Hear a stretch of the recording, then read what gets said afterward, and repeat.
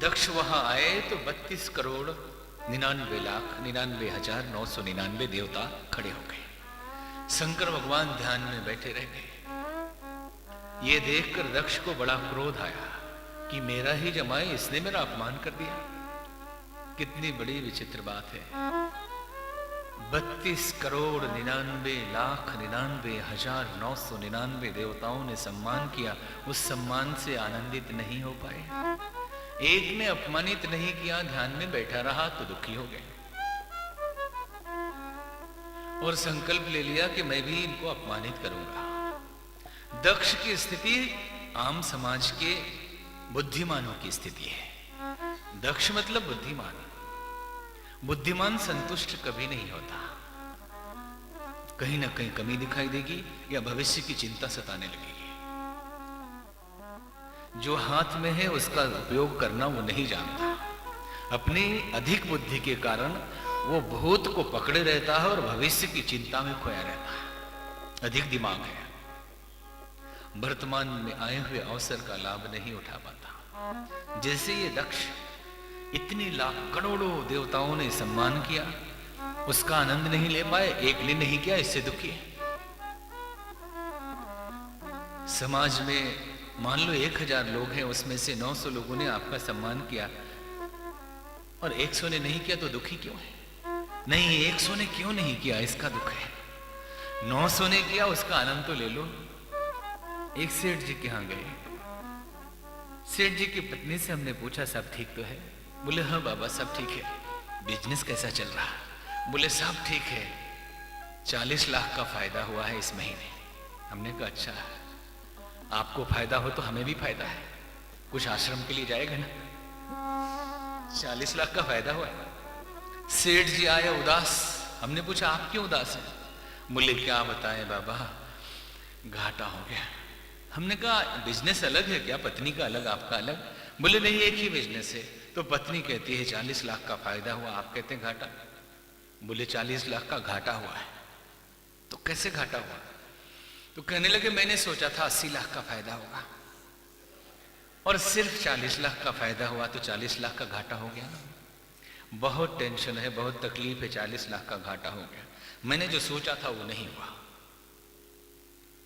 40 लाख का फायदा हो गया, उसी में आनंदित हो जाइए। नहीं, जो सोचा था 80 लाख होगा, 40 लाख मिला नहीं, चला गया हमारा। अर्थ आ कहा तुम्हारा, आपका था कहां? जब हाथ में आ जाए तो समझो अपना है। अभी तो सोचा आपने। सोच ले कि हम कभी इलेक्शन लड़े और कोई राष्ट्रपति बन जाए और 2 दिन के बाद बैठ के रोने लगे। क्यों रो रहे हो? मैंने सोचा था राष्ट्रपति बन जाऊंगा लेकिन नहीं बना, मैंने नामांकन ही नहीं भरा, इसीलिए दुखी हूं कि मैं राष्ट्रपति नहीं बन पाया। अरे आपने भर दिया होता, हार गए होते तो थोड़ी दुख की बात थी, लेकिन आपने तो भी कोशिश ही नहीं की। जो है ही नहीं उसके लिए दुखी। देवताओं में जो देवता होते हैं उनके हमारे 6 महीना के बराबर उनका एक दिन होता है और हमारे 6 महीने की रात्रि के बराबर उनकी एक रात्रि होती है। और देवताओं में इंद्र बड़ा होता है, उनका और भी अधिक होता है। ब्रह्मा जी, देवताओं का हजारों साल हो तो ब्रह्मा जी का एक पल होता है। ब्रह्मा जी अपने पद पे हजारों हजार साल रहते हैं तो शिव जी का एक पल होता है। अब इतने में कितने दक्ष आए और चले गए, शिव जी को क्या पता। किसी सड़क से कोई हाथी जा रहा हो और चींटी बहुत सारे हैं और चींटी बोले हाथी तुमने देख के नमस्कार नहीं किया। तो हाथी को क्या पता कितनी चींटी इस गली में रहते हैं। ठीक वैसे ही शिव जी को ध्यान नहीं रहा कि कितने दक्ष आए और गए। ये तो छोटा पोस्ट है। बोलिए राजा रामचंद्र भगवान की जय। जाने के लिए सती जी ने जिद किया। शिव जी ने मना किया कि यद्यपि मित्र प्रभु पितु गुरु गेहा, जाइए बिनु लेहु न संदेहा। मित्र, पिता, प्रभु और गुरु के घर, पिता के घर बिना बुलाए भी जाना चाहिए, लेकिन अगर कोई बैर हो तो इनके घर भी नहीं जाना चाहिए बिना बुलाए। कि मत जाओ। सती जी नहीं मानी और सती जी चली गई। उन्होंने कहा कि भले ही आप समझाइए, पिताजी का घर है, मैं क्यों नहीं जाऊंगी, मेरा भी हक है, मेरा अपना घर है। अगर मैके जाने की बात आ जाए तो फिर सारा वैर मिट जाता है। और हमने एक जगह अखबार में पढ़ा, मनोवैज्ञानिकों का सर्वे था, यदि आपस में पति पत्नी झगड़े से बचना चाहते हैं तो पत्नी के मैके वाले की निंदा कभी मत करिए, प्रशंसा करिए। अगर निंदा किए तो फंस गए। सती जी गई और जाके वहां देखा सुंदर यज्ञ मंडप बना हुआ है, वेद ध्वनि हो रही है, सारे ऋषि मुनि वहां उपस्थित हैं। और जाके देखा कि शिव जी के लिए कोई स्थान नहीं। सती जाई देखे तब जागा, कतहु न देख शंभु कर भागा। शिव जी का कोई स्थान वहां नहीं। क्रोध में आकर सती जी ने कहा, सुनहु सभासद सकल मुनिंदा, कही सुनी जिन शंकर निंदा। हे सभासदों, हे मुनियों सुनो, जिसने भी शिव जी की निंदा कही हो अथवा सुनी हो, सो फल तुरंत लहब सबका हो, उसका फल सबको मिलेगा और मेरे पिताजी भली भांति पछताएंगे। और तुरंत योग अग्नि से अपने शरीर को समाप्त कर लिया, प्राण निकाल लिया। हाहाकार मचा, नंदी भृंगी ने यज्ञ ध्वंस शुरू कर दिया, सब इधर उधर भागने लगे, यज्ञ पूरी तरह से विध्वंस हो गया, सारा माहौल बिगड़ गया। कहते हैं कि समस्त अनिष्टों का निवारण यज्ञ से होता है, और यज्ञ सफल क्यों नहीं हुआ? तो संत जन कहते हैं कि शरीर के अंदर तीन चीजें हैं, स्थूल शरीर, मन और आत्मा। यदि एक भी निकाल दें तो जीवन नहीं चल सकता। शरीर निकाल दें तो मन आत्मा बचे तो कहेंगे कि भूत है। यदि शरीर रख लें और मन आत्मा निकाल दें तो कहेंगे कि ये शव है। यदि शरीर आत्मा रखें तो कहेंगे कि कोमा में चला गया, मन ही नहीं। तीनों चाहिए। ठीक वैसे ही यज्ञ में तीन चीजें होती है। यज्ञ की विधि व्यवस्था, बाहर की हवन कुंड, मंडप, हवन सामग्री, लकड़ी, ये सब ब्रह्मा जी है, शरीर है, बाहर की विधि व्यवस्था। और उसके भीतर का जो मंत्रोच्चार है वो मन है, ये विष्णु भगवान है, उसका पालन है। और जो उसके अंदर विश्वास है वो शिव है, जो विश्वास करते हैं यज्ञ में। इनमें से एक भी निकाल लिया जाए तो यज्ञ अधूरा हो जाएगा। और इस यज्ञ में शिव जी को बुलाया नहीं, ब्रह्मा विष्णु आए ही नहीं। जहां तीनों गायब हो जाए वो यज्ञ कैसे सफल होगा?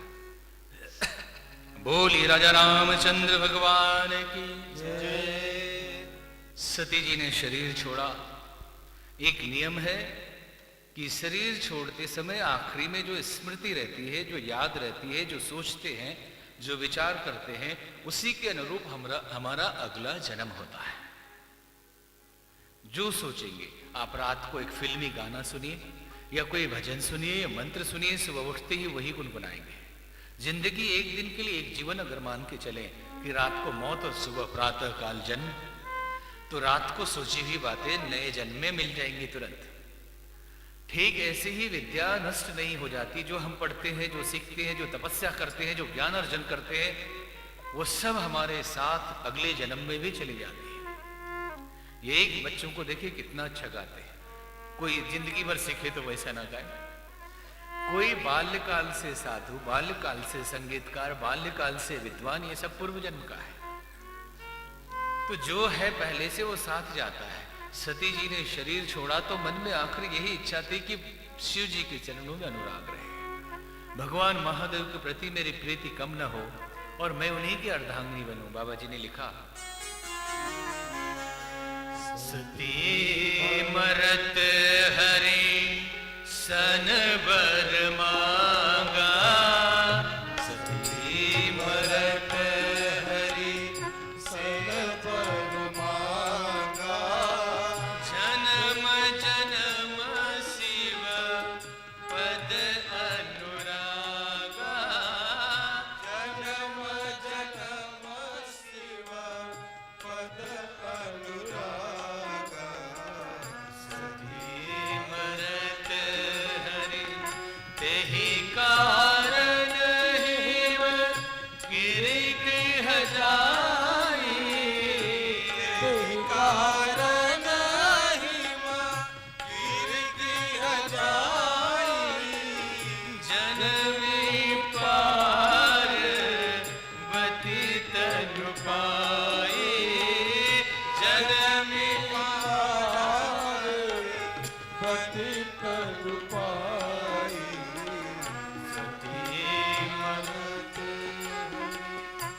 जब ते उमा शैल गृह जाई, जब ते उमा शैल गृह जाई, सकल सिद्धि संपत्ति तह छाई, सकल सिद्धि संपत्ति तह छाई। सती मरत हरे सज पद मांगा, सती मरत हरि जहत मुनिन सुआश्रम कीन्हे, जहत सुआश्रम कीन्हे, उचित वास हिम भूधर दीने, उचित वास हिम भूधर दीने। सती मरत हरि सन बर मांगा, जन्म जन्म शिव पद अनुरागा, जन्म जन्म शिव पद अनुरागा। सती मरत हरि। सती जी ने शरीर छोड़ते समय भगवान से यही प्रार्थना की कि हे प्रभु, जन्म जन्म शिव जी के चरणों में मेरा अनुराग रहे, उनकी प्रीति कभी कम ना हो और मैं उन्हीं की अर्धांगिनी बनूं। इसी कारण, इस आखिरी अंतिम इच्छा के कारण हिमाचल की पुत्री के रूप में सती जी का जन्म पार्वती बन के हुआ। जैसे ही हिमाचल में भवानी प्रकट हुई, मुनि वहां पहुंचने लगे, ऋषि मुनि जाने लगे और हिमाचल उनका सत्कार करने लगे। जहां तहां मणियों की खाने प्रकट होने लगी, लोग सुखी होने लगे, सब रोग शोक मिटने लगे। जहां जगदम्बा भवानी स्वयं प्रकट हो गई हो, वहां दुख दारिद्र कैसे रहे। नारद जी के मन में कौतूहल हुआ कि भवानी आई है, जला चल के देखे क्या कर रही है। नारद समाचार सब पाए, नारद समाचार सब पाए, कौतुक ही गिरे गेह सिधाए, कौतुक ही गिरे गेह सिधाए।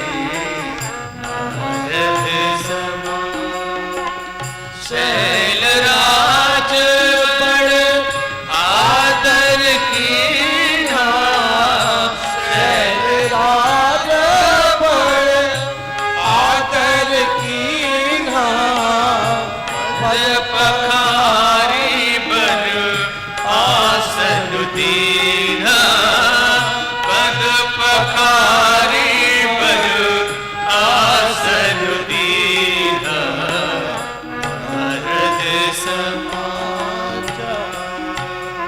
नारद नारद जी को समाचार लगा, नारद जी कौतुक बस वहां पहुंचे कि देखिए भवानी क्या लीला करती है।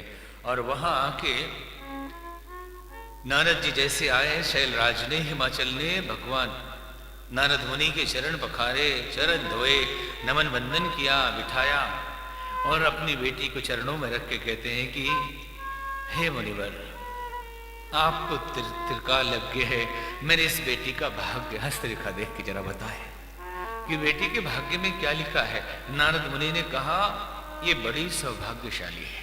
उमा, अंबिका, भवानी, शैलजा, शैलपुत्री, दुर्गा, पार्वती, ये सारे नाम इसके होंगे। स्त्रियां सती रूपी तलवार के धार पर इसका नाम लेके चल सकेंगी, परंतु इसके भाग्य में एक खोट है। जैसे ही खोट सुना, सहम गए माता पिता। कहने लगे, बाबा बताइए क्या खोट है। बोले, इसका विवाह एक ऐसे व्यक्ति से होगा जो अवखड़ होगा, शमशानवासी होगा, उसके कुल खानदान का पता नहीं।